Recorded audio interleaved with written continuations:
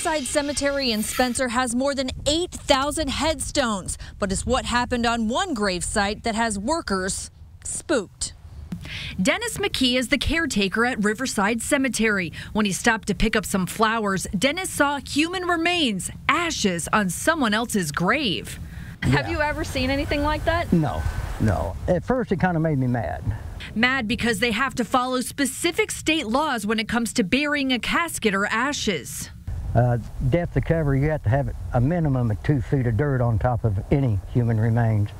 Plus, they need records of whose remains those are. The cemetery contacted Spencer police. The first time I've seen this in my career, but How long's your career? 27 years. You've never seen anything like this? Never seen anything quite like this one. Police say it's not a mystery. They know who buried the ashes, and they sent their report to the Owen County prosecutor. Anytime that someone breaks the law, obviously, it's a concern of ours. But more than a month later, no criminal charges have been filed. Cemetery workers say they also know who did it because just days before they got a call from someone asking if they could put remains on that same location. They told her no, not that way.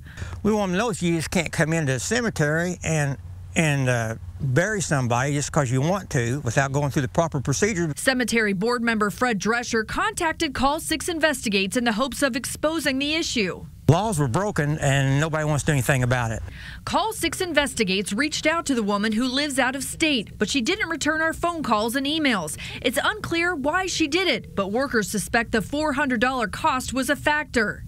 The Indiana Funeral Directors Association says as more people turn to cremation, they expect more illegal ash burying and spreading to happen, which is little solace for Riverside Cemetery. They're a nonprofit and hope to spread their own message. Don't use their cemetery as a dumping ground for human remains.